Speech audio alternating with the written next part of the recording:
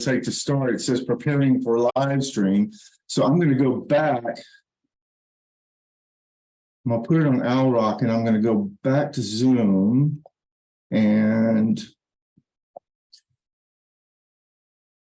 I'm going to, I don't know if they can hear me yet, but just in case, hey, everybody. I got a video for you tonight that I'm going to talk you through. We're going to take a walk on the Via Dolorosa, the entire length of it. I'm going to show you all the 14 stations of the cross. You've probably heard of the stations of the cross. You've heard of the Via Dolorosa, but what does it look like? What's it like to be there? So this is sort of a virtual tour with someone who's familiar with the terrain, telling you a little bit about it as we go along, sort of a mini tour. Mm-hmm. Yeah. So we got Scuba Lady Ocean Love on here. Then we got Kathy Chitwood on here. Well, Kathy, I know for sure is one of Jean's parishioners. I wonder if the other one is Jonah. I don't know. She comes up with names like that sometimes. I don't know. No, it was me. Kathy was Scuba Lady. Sorry. You changed your name. Cool. Okay. I fixed it. That's so good to see you. Well, look at the close-up. I never get to see you close up except when I'm there in person. Hi. I'm hoping you see us in Israel or wherever. That is the plan. Patricia has friends and family who are checking it out too. So we'll see. I'm working on fine-tuning the itinerary and getting y'all a price. Awesome. We're ready. Yeah, I'm ready too. That's me, my brother, and my sister-in-law are all going. We may be leaving on what day we may be leaving on the 5th or the 6th. This is all ballpark right now, but those links that I gave you are what's important so that you can kind of see what these places look like. You know, I wanted to give you something interactive. So that's you've gotten the itinerary that's interactive. I haven't seen anything yet. Oh, I got to send it to you. You know, okay. I was holding off on sending Gene and y'all this stuff because of his mom. Right. So I'll get it to Gene and to all of y'all. I'll get your emails from him. Okay. Okay. Sounds great. And speaking of Gene, there he is coming in right now. Yeah. What was I about to do? Oh, I want to press record. So there's a way to record this on Zoom. I just have to find it. Record. Gene. Record on this computer. Let's do that. Recording in progress. You heard it. Got it. All right, and I am refreshing my Facebook page, and there we are. There we are live. Wow, that is kind of cool. All right, I'm going to open it up and turn the sound off so that I can hopefully. Oh, Gene, you're glitching again. Yeah, Gene's having trouble. I was having the glitch thing in the evening and in the morning now. Oh. We got to figure that out. Have we done any Googling yet to figure that out? Gene, I'm not hearing you, bro. Are we hearing? Yeah. There. By the way, he's got a bad voice. He's probably not going to be talking very loud too, so we'll just have to listen carefully. Good to see you, Gene. Oh gosh, I'm not sure what causes that. And I get rid of the video. Yeah, either way, it's fine. It's not that distracting to me. I don't know. I mean, it's going to be on the recording, I guess, unless the recording doesn't record that glitch, whatever it is. I really don't know what's going to happen. It keeps rearranging itself. I don't know why. People are coming and going or something. I don't know what's happening. Okay, so is it time? Okay, so here's the deal. It's Lent. We're coming up on Holy Week, and people talk about and sing about the Via Dolorosa. And you've heard about the Stations of the Cross. That's fairly common knowledge that some of our denominational brothers and sisters take that ritual very seriously, where they go through sort of the story of Jesus's from when he's flogged to when he is buried in the tomb. and they go along the way at these 14 stations total. Now, there are lots of variations on it, but what I'm going to do, I'm going to show you the official ones that are on the street right there in Jerusalem. And there's a tension here, and I want you to think about this. There's a tension here. When I'm in Jerusalem, I feel that spiritual pilgrimage pulling at me. I feel it pulling my heart, especially when I get to the Church of the Holy Sepulchre, which is a holy and special place for me. So there's that, and I've got all these people around me who are having pilgrimage experiences. They're on their knees crying and praying at the church, right? So I'm aware that these traditional sites, and some of them probably the right site, maybe some of them not, but I'm aware that people venerate these locations. They venerate the 14 Stations of the Cross, and they certainly venerate Jerusalem and the church. But the thing is, there's something else going on with me when I'm teaching, and that is I'm engaging my mind, and I'm talking to people about what does archaeology say about the 14 Stations of the Cross? What does the Bible say about the 14 Stations of the Cross? And are these sites ones that we might call historically accurate locations, or what we're looking at in the Stations of the Cross and the Via Dolorosa, are they accurate historically? So keep in mind that I may not be the only person in the world who struggles to kind of be filled in your heart at the same time you're using your brain, but it is a challenge. So I just wanted to let you know that I revere everybody who and their strong feelings about this place, that, you know, and yet at the same time, I have some challenging questions, and I think you will too. So if you have questions as you're watching this happen, as you take this entire walk from the Zion Gate all the way to the Church of the Holy Sepulchre, as we do that, maybe jot down your questions so you won't forget them, because you're going to see and hear things that maybe you don't expect. And maybe you get a taste, for those of you who are going to Israel for the first time with us, hopefully next March, you'll get a taste for what it's like to be there. That, okay? Sound like a deal? Here comes Dale.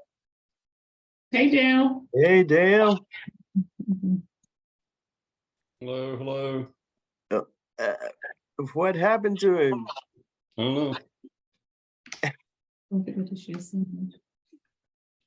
Thank you for reminding me of that. I keep forgetting that. All right, so I have a video, and I'm going to be talking all the way through it. So here's what's important. Yell your lungs out to stop me if you can't hear me, because the point is I need to teach while this video is playing. It has no soundtrack except for a little soft music in the background, right? Is that red light on? Is it still on? It is. Good. I'm going to talk close to the mic like this. Hopefully, let me turn my hat around. Hopefully, you'll be able to hear me just fine. I got my fingers crossed. All right, guys. let's do this thing. Hello. Uh-oh. What's wrong? You got cut off a little bit Bert, when you were greeting Dale. I did. Hello. I was saying hello, Dale, when I started the video. Okay, here's a video of the Via Dolorosa, Dale, like you've never been there before, right? What are you looking at, Mike? What did I do? No, it's okay. It's okay.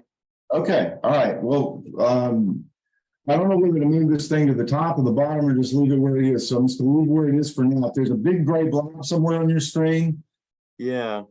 I mean, I don't know what to do about that. I can drag this over here to the top and see what happens. The screen's just black right now, though. Yeah, I haven't started it yet. Okay. Okay, That's the reason why. here comes that would explain it. Here comes the video. Let's go to Jerusalem. All right, the Via Dolorosa on the 14 Stations of the Cross.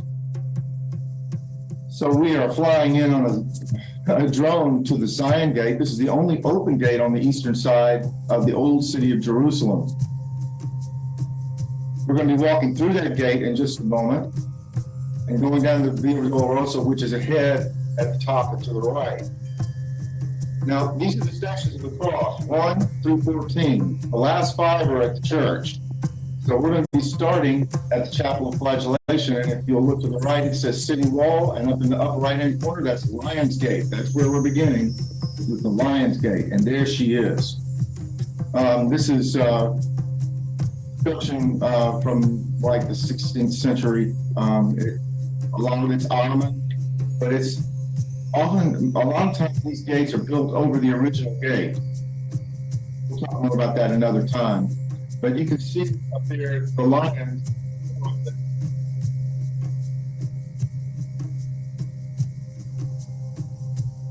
We lost you, Oh. Bert. I lost you, Bert. No sound. Oh. Okay, you got no sound? Now we do. Now we do.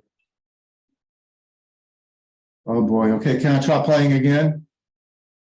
You Let's can try. You hear me? Look, thank you for letting me know. I can hear you fine when you let me know. Okay. And can you hear me? Yes. All right, so we're walking down Via Dolorosa. Well, it's really not the Via Dolorosa yet. And by the way, that's not a street. It's a pilgrimage way. It involves several streets. If you look here to the right, it says Bethesda on that sign. This is the Pool of Bethesda from John 5. And next to it is St. Anne's Church. Well, who's St. Anne? Never heard of St. Anne. In an early Catholic document, not in your Bible, Mary, the mother of Jesus, Mary's mother's name is Anne, and her father's name is Joachim. She was in Jerusalem, and she was born here and lived in a house. It's starting to Your go out audio is again, very Bert. choppy. Okay, so I'm going to turn off the sound on the video, if I can. Yeah, the sound on the video I'm not really hearing very well anyway. I'm sharing it. I didn't know there was sound on the video. I just want to know where the mute button is. I don't see a mute button. You have to escape and then go back to the. Okay, I didn't anticipate this technical difficulty. I'm going to stop the share and restart.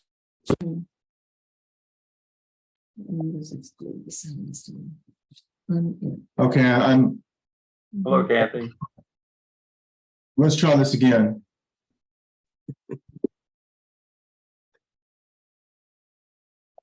There are multiple us there. There what? Multiple us. We're everywhere. Yeah, what is happening? I was guessing he had a virus. Oh dear. I mean, I don't think so, but that's what it looks like. Why is that doing that? Don't know. All right, hang on. Looks like you're standing in front of a mirror and see yourself 14,000 times. Yeah. I see two of me. Wow. I see 1, 2, 3. I see two of Mike. What did I do wrong? Well, if we knew that, we'd correct it. Yeah. I don't know. What about now? How are we doing now? Well, I see your Facebook page. but Yeah. The Zoom page is behind it.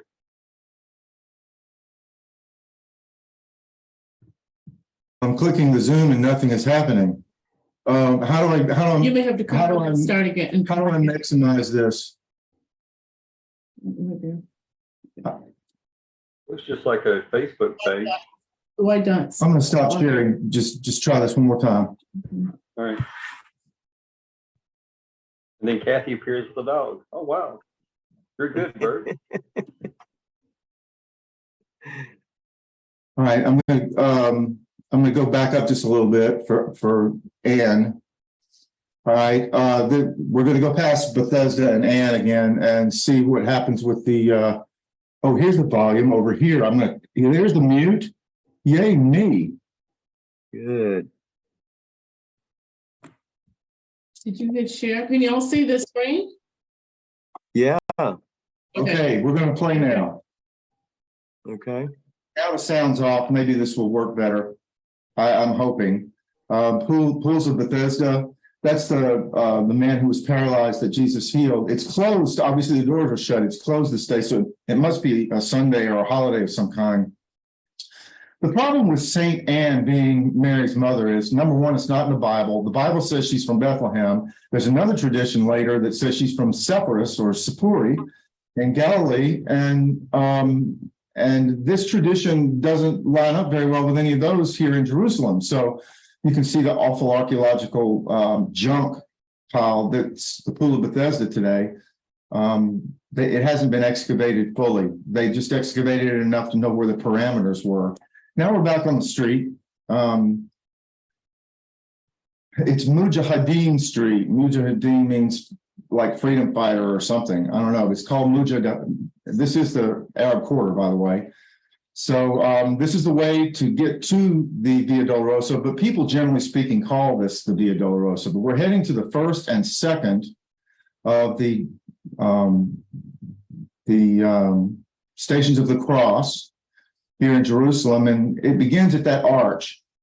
And we're going to be turning to the right into that door right there. Now, the first Station of the Cross is the Chapel of Flagellation. This is where flagellation is related to the Roman flagrum, which is an instrument used that's like a cat o' nine tails with pieces of bone or metal or glass tied to the thongs, and it tears your flesh. The Romans used that on Jesus and on other condemned prisoners. And in this chapel that remembers it, you may be thinking, is this where it happened? Is this where they flogged Jesus? Well, it's where tradition says they flogged Jesus. We don't know exactly. But I love that stained glass. It's very modern, and it really pops. Mm-hmm. I've never taken one of our groups there with Peter. I've been there a few times. Maybe I can count it on my hand, because this is more of a place where the tourists go, and I try to stay away from the tourist spots. But this is during COVID, so there aren't any tourists. Mm. Now, that's Station 1. Jesus is flogged. This is Station 2. Jesus is condemned by Pilate and given his cross to carry. And this is called the Chapel of Condemnation, meaning Pilate condemns Jesus to death here. Now, was it here? We don't know. But we're in the vicinity of the Antonia Fortress, which has been destroyed by the Romans during the war in the late 60s and 70 AD, when Jerusalem rebelled. Look at the 3D effect of this painting. It's kind of creepy. I mean, it's like it's hyper realistic. So now we're back into the courtyard, and you've seen Stations 1 and 2. You know that he was flogged. You know that he was condemned. You know that he is now carrying his cross. Now, he's carrying the cross beam, obviously. Now, this next stop is right here next to it, just up the street. And look to the left, it says Via Dolorosa. Look to the right, it says Lithostratos. Lithostratos is the Greek word in your Bible for the pavement. And tradition says that this is the spot next to this triple arch. These are Roman arches. It's a triple arch gate, a monumental gate. And it's in pretty decent condition, except that they built a wall through it. Notice how the big arch in the middle, it has two arches on the left and the right that are small, and then the one in the middle goes over the street outside. You just saw it a minute ago, and we'll come back and look at it again. But as we leave this little chapel with the arch on the left, this is the Sisters of Zion Convent, and I love these people. I love this place, and this is where I love to teach, right here in my little corner. I bring them in here, and we go over maps, we go over diagrams, we talk theology of the cross. What does it mean? The foolishness of the cross. There's how you get to the Lithostratos, the pavement. It's downstairs because the level is lower than where I am. Street level is lower than where I am. There's the triple arch right there on the diagram. The level of Jesus's time is lower than where I am. So we have to go down to that street level. But what's interesting is I take a quick detour and take you below the New Testament times into the water sources beneath the city of Jerusalem. Look down here. For a series of huge systems, and water is what it's about. Jerusalem has always done a good job of managing its water. And it gets water from rain. It got water from aqueducts coming from elsewhere or other places. It also had the Gihon Spring, which is a very strong and active spring. And so now we're back up on the street level from Jesus's day. And there was a fortress here, but the Romans took it apart. They even tore up the floor trying to get into the Temple Mount. This is where they breached the Temple Mount and defeated the Jews in that awful battle in 70 AD. But Hadrian in 135 put this back together again as a street. And so the stones aren't exactly where they were. They've been moved and jumbled and replaced. But there's a board game that the Roman soldiers used to play that's ubiquitous. It's everywhere, all over the Roman world. And they would use it to torture prisoners, condemned convicts. They would roll the dice, move a piece, and wherever they landed. And here's another one. You can see game board on the ground. You find these in Roman barracks. And if you land on a certain spot, you get to spit on the prisoner, or you get to hit the prisoner with a reed, or you get to put a crown of thorns to mock him, or you get to put a royal robe. Now, another thing Hadrian did to change these stones is he had them ribbed by the soldiers. You see the grooves? Mhm. Because now it's exposed to the weather, and these stones are polished. They're smooth. If horses, donkeys, or camels go on them, I mean, they're splaying out and sliding like they're on ice. So those grooves give them traction. Is this where Jesus was condemned before Pilate? Is this where he was flogged? Well, if he was flogged on this side of the city, yes. This is the Roman garrison. Pilate's been here. Question is his headquarters here? We'll come back to that. Now I'm going back out the way I came in, and here's my little teaching area. There's the lady that let us in, and we're back out on a side street, and we're going to turn right back onto the Via Dolorosa and see that arch. Remember I showed you the arch that part of it's on the inside? Mhm. Here's a flashback. Mhm. Well, it continues right across the street.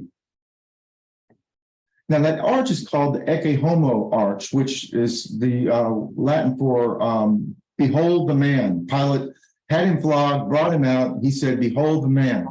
Problem is that with this being the Ecce Homo arch is that it wasn't built until 135 AD by Hadrian.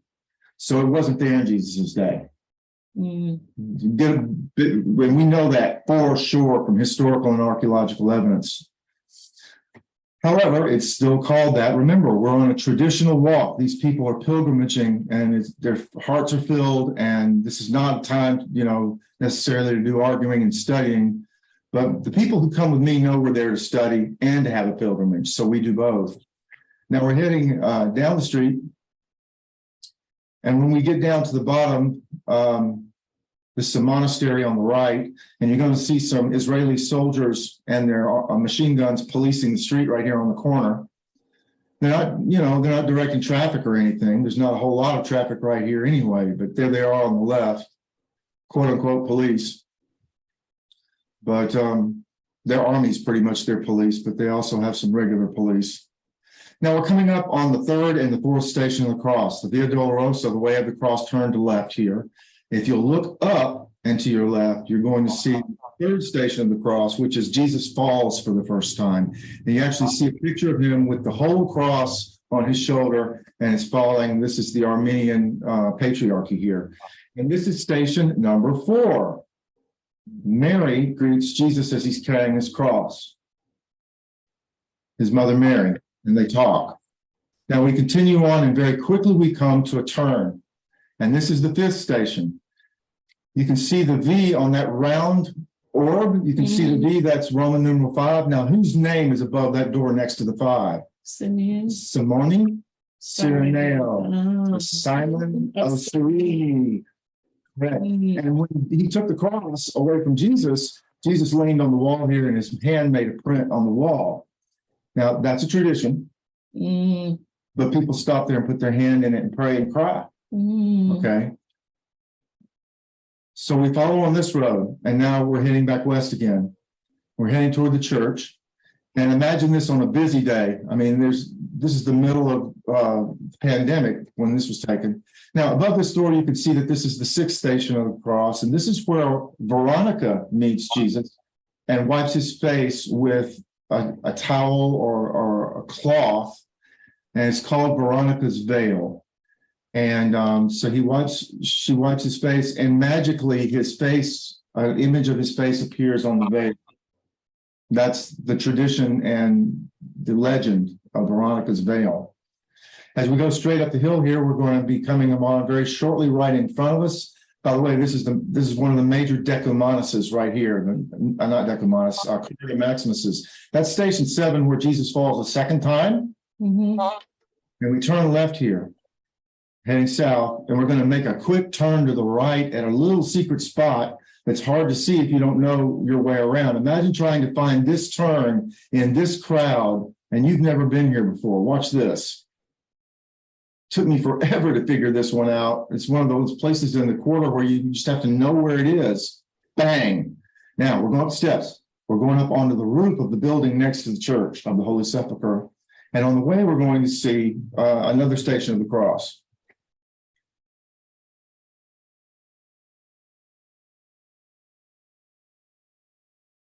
And here we see station 9. He falls the third time.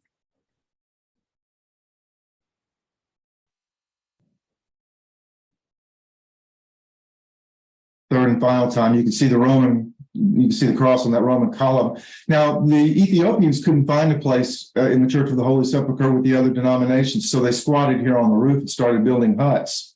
And then the priests started coming, and then the nuns started coming. And so this is where the Ethiopians hang out, and they have this one little chapel in here. So here's an Ethiopian nun. I didn't see a monk up here, but they're often up here talking on the cell phone or doing whatever they do. But these women are Ethiopian, and there's one of their flip-flops. I have hit my head here, I don't know how many times, and people fall. I always warn them, don't hit your head and don't fall. You got to squat. Here's one of the clerics, the Ethiopian clerics, in the little Ethiopian chapel. This is all they have in this whole church, and it's not even in the church. It's in the building next to the church. Well, look how close the church is when we go down the steps. And now we're entering the courtyard of the holiest site in Christendom, the Church of the Holy Sepulchre.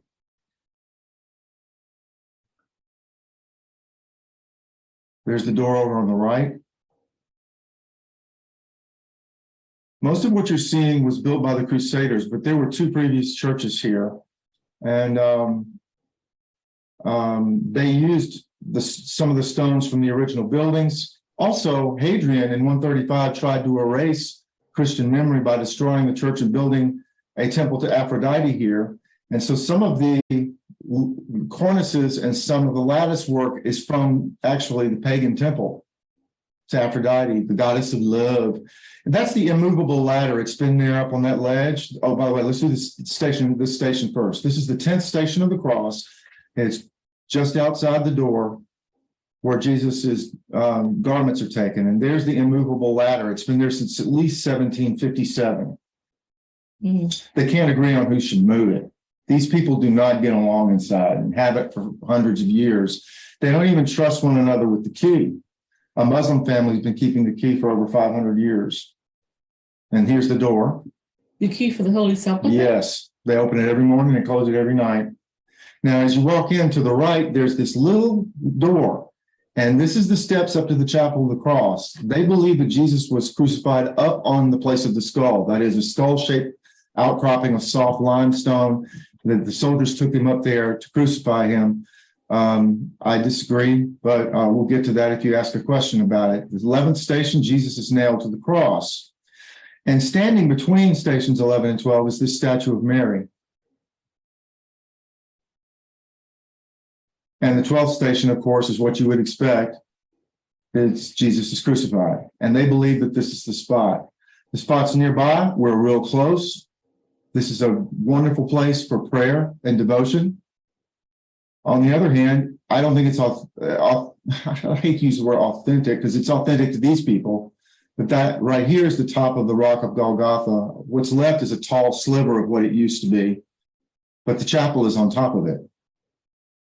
That's white, soft limestone that the builders couldn't use in the quarry. My sister broke her tailbone falling down these steps. And now we're back at the entrance. What's this stone? It's the 13th station of the cross. Jesus's body is taken down from the cross. So I don't know how they got him down off the top of that tall outcropping and laid him on. And I don't know who conveniently put some European pink marble there.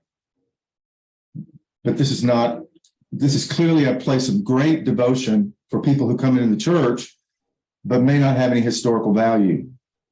14th station is Jesus's tomb. This is really interesting. Tomb is not far away from where he died. And today they have taken away the entire cave that was over the tomb is gone, so they could build this protected edifice. And it's called the, edicule, which means little house. An earlier one burned, and so this one was made in the 1700s or 1800s, I think. And it is not an attractive piece of furniture. But inside could be the place where Jesus rose, was laid dead and rose. Now you can see you have to walk through the chapel of the angel to get to the holy tomb. Well, what's inside of that little room? Well, here's what's inside of that little room. By the way, you have to stand in line for hours to get to see it, which I don't do anymore. But that's a marble slab right there. Well, what's under the marble slab? Well, they did restoration work, brought in the archaeologists, gave them permission, and they moved it all. And what did they find? They found first century tomb slab right there.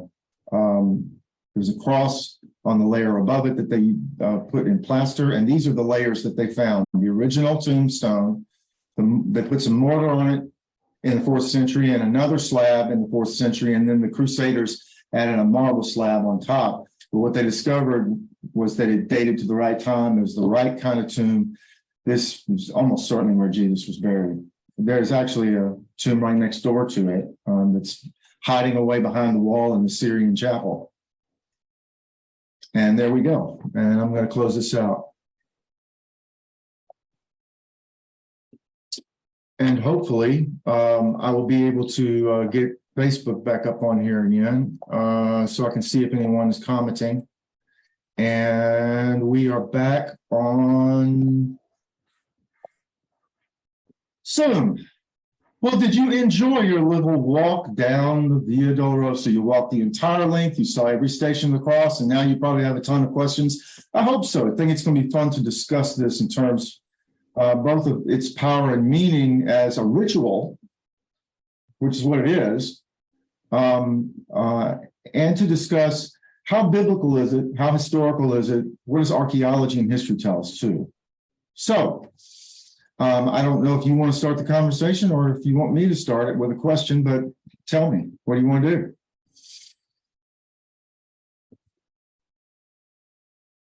How many times did Jesus fall in the Bible? How many times did he fall carrying the cross? More than one. 3. So both of those guesses are wrong.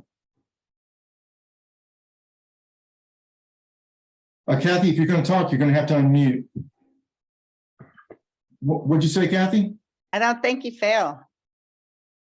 He didn't fall. I think somebody helped him, but he didn't fall. Well, I think it was just once. No, it was 0. Mm-mm. It's 0 in the Bible. Okay, so that doesn't mean he didn't fall, but It's just not recorded in the Bible. recorded, yeah. But he falls 3 times on the Via Dolorosa. And there are 3 stations of the cross dedicated to something that's not in the Bible. But when Simon helped him with the cross, I thought that was the time when he fell. No, it says that he couldn't carry it, and it says he couldn't carry it. That's all it says. Mm. He may have been too weak to pick it up. Well, that doesn't prove he didn't fall. Yeah. There is no proof that he didn't fall, and there's no proof that that's not the right place. You know, because you and I weren't there, so I can't really say. That's right. Exactly. Gail's nailing it on the head right here. That's true. So, I mean, that's a good example of when we look at a venerated idea that Jesus kept falling. Where does it come from? Everyone, 2 of y'all thought it was 1 or 3 times. You thought it was 1 time, maybe. But where does that come from? Well, you'd be surprised how many things that Christians believe today come from later Catholic traditions and not the Bible, and people don't know it. Well, I know where it came from for me, for all of our Easter plays we did. On the Via Dolorosa, where he fell and Simon took the cross, and that's imprinted in my mind from a child. No, they forced Simon to take the cross. He didn't, no one would want to do that. They could accidentally crucify him. He didn't come in and kindly say, I'll carry it for you. No, the Romans grabbed him and forced him to carry it. Yeah, so I think it's just assumed then when if someone is going to take it for him, Sure. that he was falling or was weak, like you said. I mean, yeah, we don't know, but yeah, I thought it was at least once that he fell. Well, there are three things amongst that's three that we're going to have to remember. Is the red light still on? Mm-hmm. That's three things that just remember that while these ideas are revered by people, we don't hold these later Catholic traditions to be as authoritative as Scripture at all. In fact, most people don't read that stuff at all, like the Proto-Evangelium, you know? But even with the Stations of the Cross, I never heard it was 14. I always thought it was about 7 or so. I never thought it was 4. Who came up with 14? Yeah, that's the original. I don't know who came up with it. It's been going on for a very long time, probably since the Crusaders. Yeah, I never heard 14. That's So where Jesus supposedly on that one corner were the handprints on the wall. Yeah, it said he leaned on the wall and it pressed That's his. station 3. No, that was 5. It was 5. Yes, it was 5. Where Simon Serini Mhm. or Carini, depending on which way you want to pronounce it. So is there the assumption that that handprint is something to where he caught himself falling? Is that the assumption? Some people say that they're just making stuff up, though, Dale. Well, I know, I understand that, but that's, when you venerate a place, that's what they're saying there. He stumbled, fell, propped himself there, his handprint pressed against the wall. Well, it raises an interesting historical problem, though. And I've read as much as I can find on Roman crucifixion. I did years of research on it. So they carried the crossbeam, not the whole cross. So the stipes at the execution side and the crossbeam is called a patibulum, and you carry it on your shoulders, but they tied it to the back of your head and your arms over the top like this. So if your arms are tied to the beam and the beam is resting on your shoulders on the back of your neck and you fall, you can't catch your fall. Oh. You're going to land on your face and that beam is going to crush the back of your head. Do you understand? If it's back here, you fall, Mhm. that's a major injury. So if that happened, boy. So don't confuse tradition with the truth, okay? Well, or at least don't mix tradition with what the scriptures say and what archaeology and history indicate. By the way, there is a footprint of Jesus on the Mount of Olives where he pushed off when he ascended, and it looks like there's a little indentation in the rock that looks a bit like a footprint. And they built a little mosque around it, and they charged to let you get in and see it. Of course. So remember that we're sort of in, it's sort of like we're in Six Flags over Jesus over there. It's like Did they know about erosion over there? there's a tourism. It's a tourism trap. There's also real scholarship and real pilgrimage going on, but there also is all kinds of commercial stuff that you don't want to see or be involved in. That's why, I try to avoid some of these tourist traps as much as possible. And by that, I don't mean those two chapels, Station 1 and 2, aren't places that I like to go to. It's just that their relevance and their drama and their archaeology don't come close to the Lithostratus underground, where those stones were laid out and the board game and the ribbed streets. And you can see first century level paving, Mhm. This is off topic, but I noticed at the first archway you showed there were lions on either side. Is that something significant about the lions? Well, there's a story about one of the caliphs, Ottoman Empire. He had a dream that he was attacked by lions because he wasn't defending Jerusalem well enough or something. And so he put those lines on the gate, but I'm not sure what's true about them. That's also called St. Stephen's Gate because tradition has it that Stephen was taken out that gate to be stoned. Hmm. I don't know that that's the case either, but they built a church over the spot outside the gate.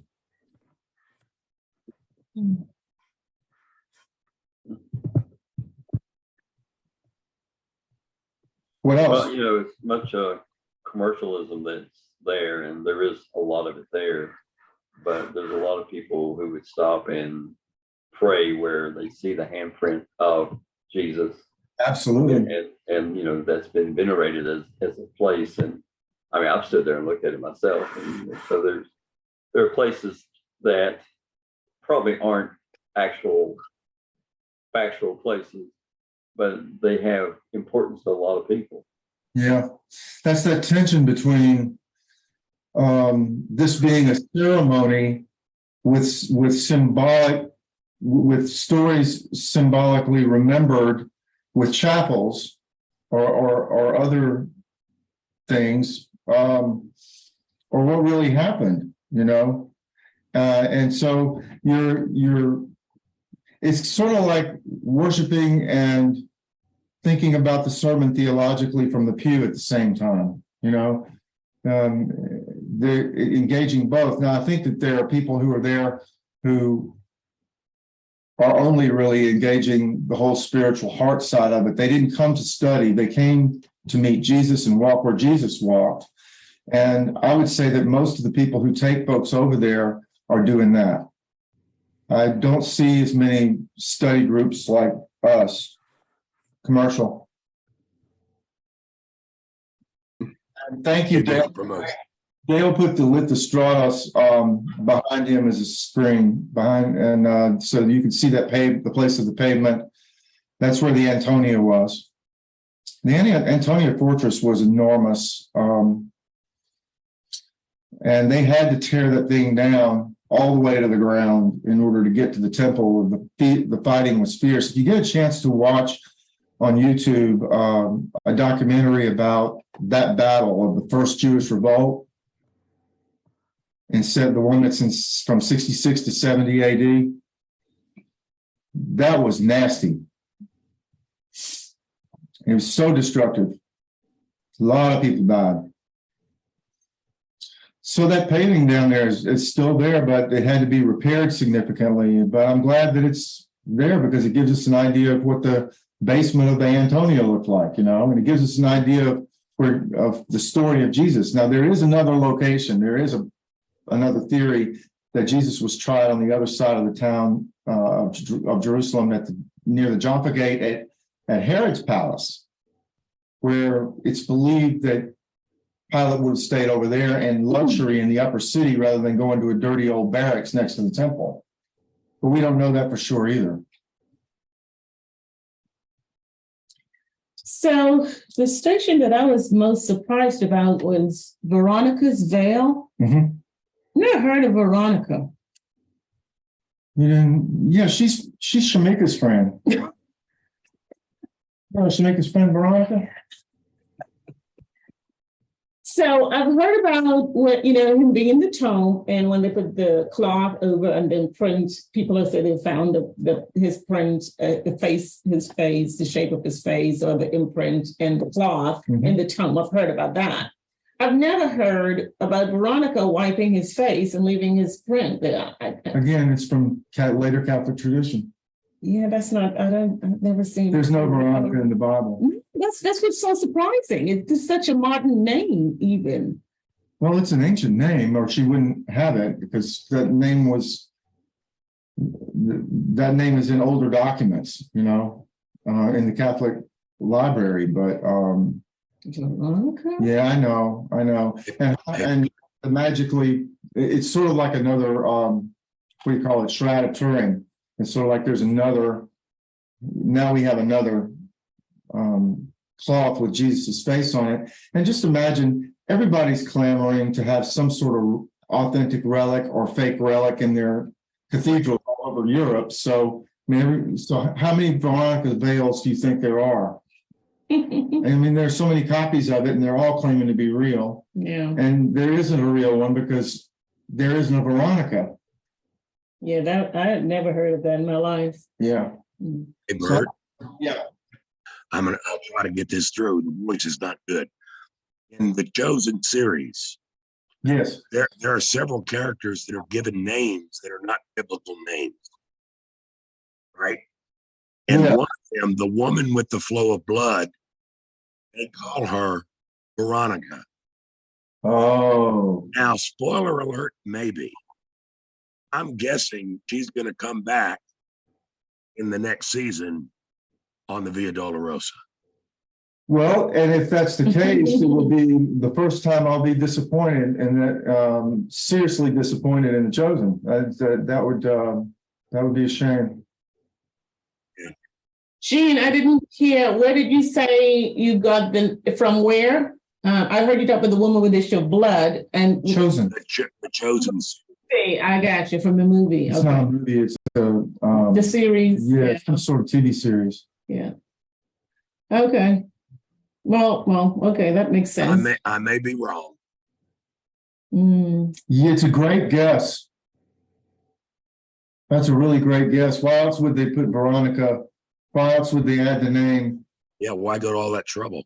Why go to the trouble? Yeah. They could have called her Betty or Archie and Jughead. Did they ever reveal a name for the woman at the well?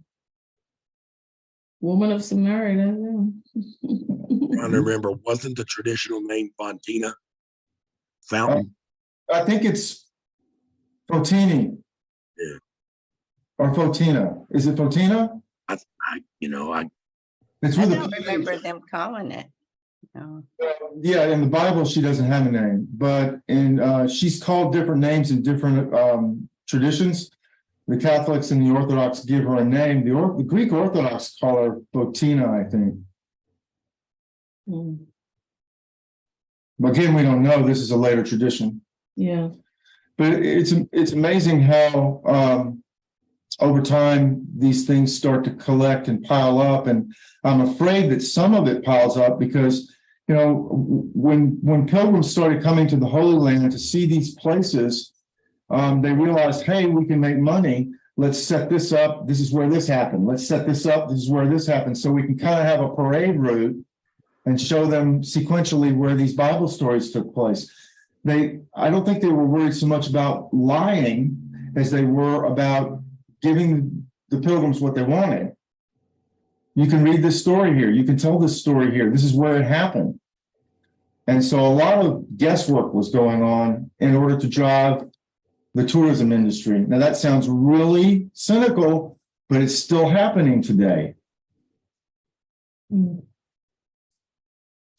So it was going a little fast when you turned off that quick road. I think we missed 8, the station. How did I miss 8? Yeah, that's where 8 is where that funny looking, was it a blue door or a green door? It's a really brightly colored door, and station 8 is where the women are beating their breasts and wailing. And Jesus said, "Don't weep for me, weep for yourselves and your children." Okay, I remember that in scripture. Yes, that is in scripture. Mm-hmm.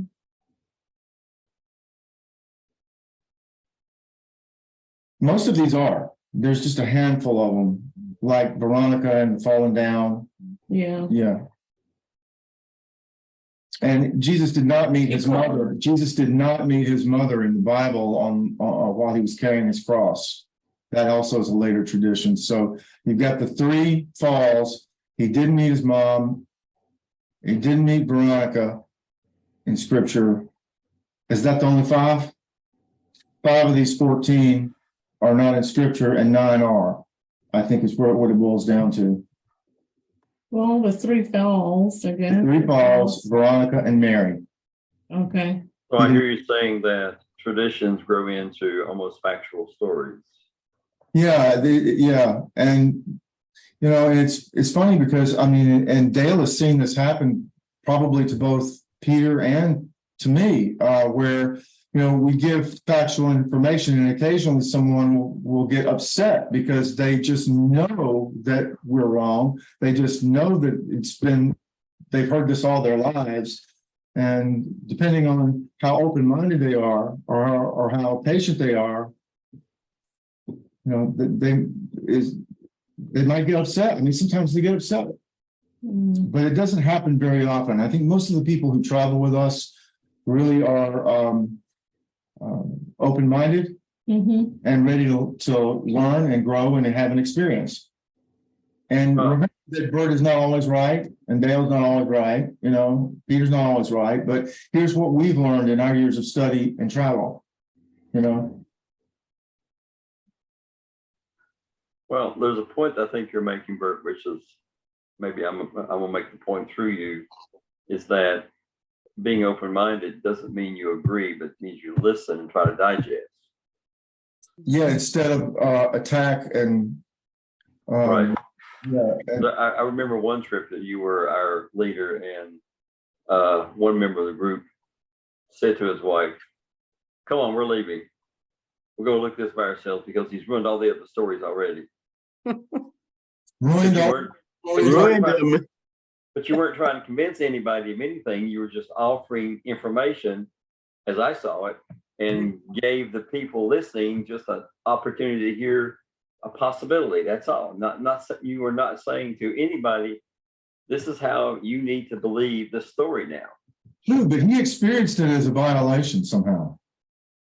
Oh, yeah. I violated what he assumed was biblical truth. Mhm. Yeah, you messed up every story. Messed it up. Jesus didn't fall.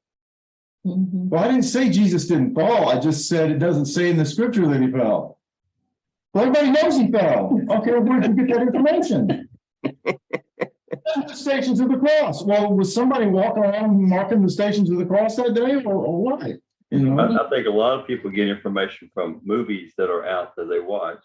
Those movies are. And these movies is presented to make a good storyline that Jesus fell 1, 2, or 3 times. And instead of researching and scripturally backing that up, they just accept that because it makes a good story. Mhm. And then when you present something that is backed up scripture, not just you, but anyone, and the scripture doesn't back up that storyline, then it seems like you are the false teacher, not the movie or whatever they've been taught. Yeah, I hear you. By the way, when you tap, I don't know why, it's connected physically somehow to your laptop or phone. It sounds like you are banging. Are you already tapping your hand when you talk? Yeah, not. Okay. My hands are here. I'll be like a Baptist preacher. I'll get them up here. I didn't realize I was doing that. Thank you. Oh my gosh. Passion. It's really- You're very passionate about what you're saying. Well, see, that's what we do in the pulpit. We don't realize when we're doing it at a table with a microphone nearby that it amplifies the bang. But I do remember that person, but that was not the only person. But I remember thinking, well, boy, am I going to get a bad evaluation? But I got all 5s, which is the highest you can get. So I don't know if he had a change of heart along the way, or if he just said, I read the situation wrong. I don't know why. I don't know why he did that. I figured I was going to get burned. Do you ever have to stop and open the scripture and show persons who disagree? Like if they What do you mean open the scriptures? Like, so you're teaching and someone says, that's not in the Bible. Do you ever go back? And they say, I mean, not in the Bible. Would you stop and okay. I just give them the verse. Okay. I don't bring out the Bible and go, you're wrong. No, I mean, if they ask you, they say, show me that. What do you stop to do? No, I give them the verse up front so they don't ask me that. Okay. I tell them where it is. I say it says this in such and such a verse. And I do, of course, have my Bible with me and I read from it wherever we go, but no, I don't specifically stop the process to look it up for somebody. I trust them to look it up and I just give them the verse. Okay. Did you notice that It would be real easy if you're not careful to get lost from your group when you're in a place like that too. I mean, it really some turns, and if you stop, that's one of the things we try to give people a moment to kind of just a few moments to themselves to collect themselves, and then we kind of get back together, and then we grow together. We put somebody in the back and me in the front, and we make sure everybody makes all these turns, and I'm yelling back, Dale, we're taking a ride, don't lose anybody, and Dale be herding from behind back there or something, and we make sure we don't lose folks. Of course, the disaster would be if you got separated from the group, you take a cab to the hotel. Now that was in the olden days. Now we've got cell phones and everybody's texting to one another on WhatsApp. So if somebody gets separated, we know immediately because everybody's lighting up. Where are you? Well, we're at such and such. Well, you're 10 feet away. I'll come get you. Yeah. Although I did leave a guy at the Herodian one time back in the early 2010s. You remember that? I ran into the bathroom. I didn't know he was in there. I heard him screaming. You lost your volume. Did? Yeah. For a minute.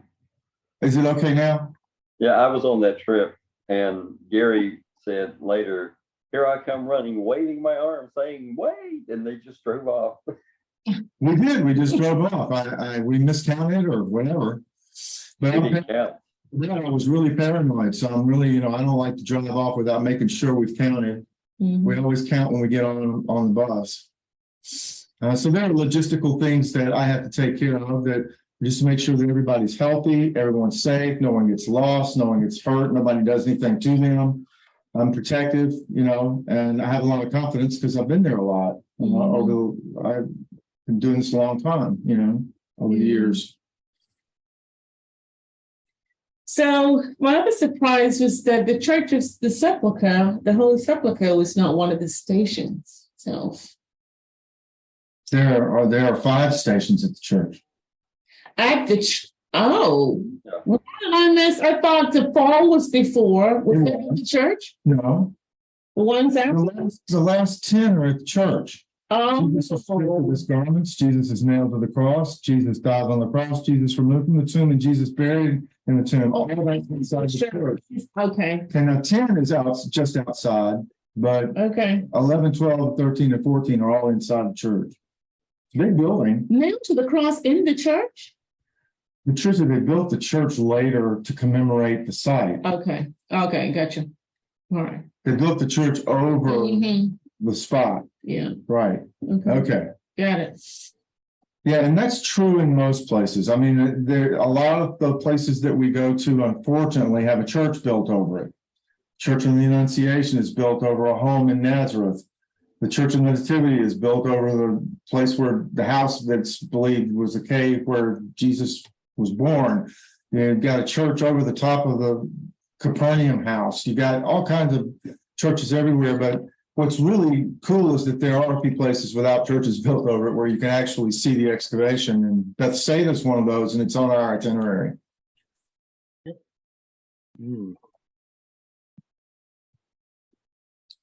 Whenever I hear the song Via Dolorosa again, or when I sing it, it have new meaning for me because now I have this image in my head. Good.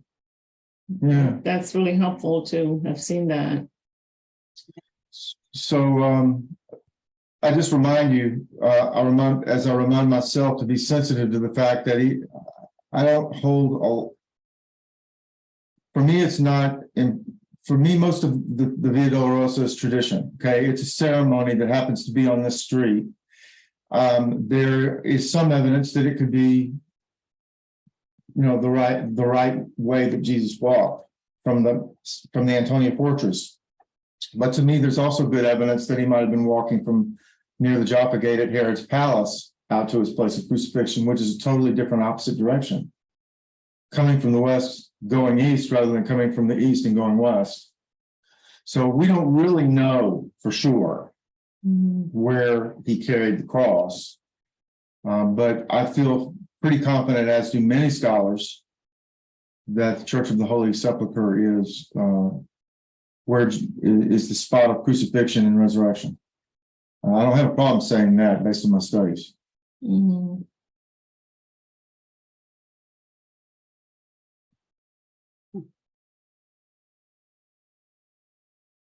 What surprised you? Anything surprise you? About Jerusalem or about anything you saw? I just can't wait to go. Me either. I think it's cool how they fixed the pavement there so you don't fall. How they put the grooves in there. That was Yeah, interesting. it doesn't work. I mean, Probably not. back then for the horses and the donkeys and the camels, but today, you know, I tell people when we do that we stay in this old city the whole day, and on this particular trip, we're going to have a 2-day extension in Jerusalem only. So you're going to get 3 full days in Jerusalem if you stay for the extension, and I can show you things that most of the tourists don't have enough time to see that are of authentic interest and historical interest. So I'm pretty excited about that. I forgot where I was going. I lost my train of thought. I'm doing 2 things at once here. Where was I going? What did you just say, Kathy? I was just talking about the grooves in the pavement and you said they didn't work because of the. Well, the thing is, we do have people fall. And now on my most recent trips, we haven't had any serious injuries because I'm just so paranoid. I tell people, here's what people trip on. Here's steps where people fall. Here's a spot where my sister broke her coccyx. You know, here's a spot where I always hit my head. So, you know, I give you a heads up because the last thing in the world you want is a twisted ankle, you know, or a sprained wrist or you know, a bang on your head when you're on your trip. I mean, that's a real distraction and a shame when you can't prevent all accidents. But I tell people, go slow, look where you're going. You see all those white stobs all the way up the street? People run into them all the time because they're not watching where they're going. Don't run into the white stobs. They go all the way up this sidewalk. You know, it's just a matter of knowing where to warn people, you know, about possible hazards. But why wouldn't they correct them? Like, I mean, because Well, some of them are necessary because people would park on the sidewalk otherwise. So a lot of them are just traffic control. And sometimes in the old city, as you saw, the steps are uneven and they're different heights. I mean, it's unpredictable in some places. And if it's snowing or sleeting or raining like it was that day that Dale and I spent the whole day 36 degrees and freezing, you know, it can get slick. And if, you know, in March, it still can be a little rainy, though not as rainy as in January. So we have to be aware of slick conditions, uneven, unlevel ground. And we're going to go off the beaten path a little bit too. We'll be doing a little bit of light trail walking in some places to get just to get away from the tourists. No, to see some sites that tourists normally don't go to that are worth your seeing. One of them is Wadi Hammam, Dale. Wadi Hammam is one of those places where I tell people there are very few places where I can say I know Jesus walked here, and that's one of them. And it's worth. You have to walk a little bit on a little, you know, it's not paved. You have to walk on a little trail for a few feet, but totally worth it and totally safe. It's part of the Jesus Trail too. It's part of the official National Park Jesus Trail. That's right. Yeah. So it's well maintained and it's gorgeous up there on the Sea of Galilee. Wadi Hammam, Mount Arbel, really cool place to walk. Yeah, we'll go to the top of our bell and we'll drive down and then we'll walk in from the bottom. It's gonna be nice. The view from up there of the Sea of Galilee is spectacular. I wouldn't know. You've not been up there. And on this trip on the itinerary, also we're going north. And Dale, you have never been north too, right? You've not been to Dan, and you've not been to That's Rick Philippi. I mean, Caesarea Philippi. Also, I took your advice, and I think we might do Hot Sore instead of Hula, but I haven't made up my mind yet. All right. I heard what you said. Sore. I see an animal on the screen. No, that's not an animal. That is for loving dogs. There's a difference. Oh. She's not used to me sitting here this time of night. I'm supposed to be on the couch with her. He says, "Mama, what you doing?" Well, it's been my pleasure to be with y'all tonight. Mhm. I've enjoyed it. I stayed up most of the night trying to edit down several different videos to something manageable. And I kept making it go faster because, I didn't want it to be over 15 minutes. It ended up being 18, but it seemed short Mhm. to me. There was a lot happening. good. Yeah. And keep it up so that you just didn't feel like you were plodding along in those areas where nothing is happening. Yeah. And there were some interesting people walking by. I mean, if you watch it again on the recording, there were really interesting people walking by in a couple of places. Some guy walked by in a muscle shirt. I'm like, dude, you're in Jerusalem. What are you doing in Jerusalem in a muscle shirt? He looks like a tank top or something. Oh, Lord. Yeah, there's some interesting people. There were Jews and Muslims and Christians and Mhm. from all over the world. Yeah, I noticed. And that was during COVID. That's at a light crowd. Wow. It can get a little busy down there. Yeah, I had to tie a string around everybody's neck to hold on. And the smells, you don't get the smells, but when you're going through the market, you can smell all of the pastries and all the stuff that they're cooking, and it's Mm. You fantastic. get all the fresh meat hanging and all the flies buzzing. In some places, yes, you can. Mhm. Maybe not on the beaten path, but if you go down, Oh, you're only going to see that. Mm. it's a great experience. If you've never been, go. Then when you go, you have to go a second time because the first time it's so overwhelming, so much to do and see. Mhm. Second time, you really enjoy it. This has turned into a commercial for our trip a little bit, which is fine. But my intent was for Lent to be able to show you. I mean, you've heard about the Via Dolorosa. Well, how about walking on it? Yeah. You've heard about stations across. Well, where are they? What are they? Well, now you know. Mhm. And if you forgot it, you can go back and watch the video again. And I'll put it on YouTube in a little bit. I have to download it first. I also have to put the title on there and fix some things up on Facebook before I do that. But yeah, it'll definitely be on my Facebook page. It'll be on the Owl Rock group page on Facebook, but I will upload it a little bit later. It'll take me about an hour probably Mhm. before it's up on Facebook, on YouTube, the Bert Gary channel, BERT space GARY, all lowercase. You can't miss it. My picture's on it. Yeah. And before you shut down, I want to say thank you all for your prayers. I finished my last treatment Monday last week. I'm glad to hear that, Dale. Hey, Oh, I didn't know you was doing treatments. I had 14 treatments for cancer.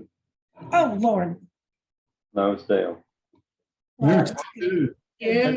Tough dudes. Sean and Scott, been staying in touch with them, went to visit them not long ago, and Scott's recovery is way ahead of schedule. Mhm. Also, Monday, Ann had her hip replacement, Mhm. and I talked to them yesterday and texted today, and she is in some soreness, but is able to get around and do what she wants to do, so that, they get you right back up these days on that hip. Mhm. So good. Yeah. Continue to pray for Let me Ann. just ask you to, April 10th is my follow-up, so that's going to be a real important day for me to see what's going on. Okay. I appreciate your prayers on that day. It's a follow-up. Mhm. Yeah, let's Written. pray for some good results there. Yeah. Jean, how are you doing? Are you and your family? doing well, kind of getting used to the new normal. I hear you. And speaking of the new normal, you've been hoarse now for Mhm. at least a week. So Yep. hope you'll take care of that voice. You worked it pretty hard today. I noticed you were a little quiet tonight, and I didn't press you because I knew why. Yeah, Well, no. he's taking me to the doctor on Friday. Good. And you were really pushing this morning to lead your study, but it didn't distract me that much because the study was so good this morning. It Mhm. was. Everyone should watch that study. Oh, yeah? Oh, yeah. Yeah, he talked about Jesus in conflicts. Okay. It was really good, really good. All right. Definitely- Before we leave, can you please keep Bob in your prayers too? Yes. As he has a fractured back. Oh, I forgot to tell you, we put it on the prayer list and we prayed for him On by Sunday. name on Sunday. I don't know if he saw it or not, But yeah, we are definitely praying for Bob. I'm sorry I didn't mention just a minute ago. That's Mhm. okay. A lot of people going through stuff. Yeah. Thinking and praying for all of you, Sheila, tell Bob, and Jean for you and your family, and Dale for good results, and Yeah. Kathy for our trip. Yes, I'm ready. Well, I have my appointment on the 10th, and then on the 11th, it's Egypt, here I come. Oh yeah, you're going to Egypt, that's right. Oh, really? Right, Oh, and wow. by the way, Gene, I need the names and addresses, email addresses of the people who've expressed an interest in our trip, because I was holding off sending you an interactive itinerary I created because you were in the middle of that stuff with your mom and your family. But I would like to have Kathy's and whoever else has expressed an interest so that I can email them immediately the itinerary with links to all the places that we are planning to go to. A good itinerary. We'll do It's it. a good itinerary. Dale likes the rough draft itinerary I put together, and we're going to get a price for it too as soon as we finish tweaking it. I expect it'll be a little over $3,000, but I don't know for sure. The Will do. extension will be cheap. The 2-day extension will be cheap because it doesn't involve leaving the country. It doesn't have any, really expensive kinds of extras involved. It won't be a whole lot more money to go on the extension in Jerusalem for 2 more days. I would recommend you do it. The stuff that we can do on those extra 2 days, other groups just don't go to these spots. Well, let me say that if this is maybe your only opportunity to go, take as much in as you can. Yeah. That's Mhm. just my recommendation, and just be ready to be overwhelmed to go, I just can't process, but there's just so much you'll process, and after 16 times, I still love going back. Well, as you know, Dale, I have found that people process better when you give them as much free time to pause and explore a place on their own and kind of reflect. Because we learn from reflection.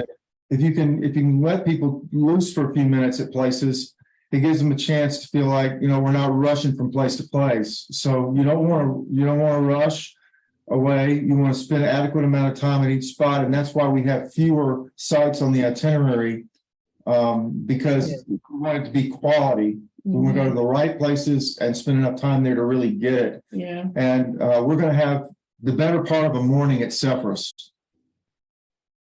The better part of a morning at Cephas. Think about it, Dale. I remember the last trip in September. Mhm. We kind of just took off and ran. I know we didn't have any choice. I was being pushed. I understand that. I'm just saying I really appreciate the opportunity to be able to see the most beautiful woman I've ever seen in Cyprus. Yeah, the Mona Lisa of the Galilee in that villa at Cephas. Isn't she a beautiful lady? I mean, come on, people. She's so pretty that her picture's on my wall in my bedroom. I mean, she's gorgeous. She's so pretty it hurts my eyes. Well, it's just Oh, Well, you all don't know what Cephas is, but soon. Maybe I'll do a study on it a little bit before we go or something like that. mhm. It may be that we can even get together before we go to have a meeting to ask and answer questions, or we could do it on Zoom if we can't get together in person. Mhm. But once this has turned into a meeting about this trip. Sorry, I need to let you guys go. It's past, but I hope you why guys. don't we all just go down the Via Dolorosa all the way to suffering? Yeah. Yep. I've always heard is like, Bye, Jean. how does it go? On the Via Hey, Dolorosa? Gene, hugs and prayers, buddy. Yes. Say to Vicky, for us, please. How's the foot or feet? They're good? Okay, She's going Friday for her checkup, 8 weeks, okay, Tell her, 6 Good. weeks. tell her we're It praying. looks good. yeah. Her feet look like somebody else's feet when you look at the before and after. It's really weird. Mhm. Yeah. Mhm. Yeah. You all have a very good evening, and remember, our worship service is at 10 o'clock Eastern. Jean's is at 11 o'clock Eastern. I guess that's 10 Central. Mhm. And next week we'll be here, same time, same channel at 6:30 at the Owl Rock Group. And Jean's study is at 10 o'clock Central, 11 o'clock Eastern on Wednesdays. And you can join him on the Gene Martino Jr. Facebook page or at Zoom. And if you don't know how to do that, just ask Kathy. See right. y'all. Thank you so Everybody. much. It was great. Take Good care. to see everybody. Bye-bye. Yeah. Bye-bye. Love y'all. Love you. Bye. Me too.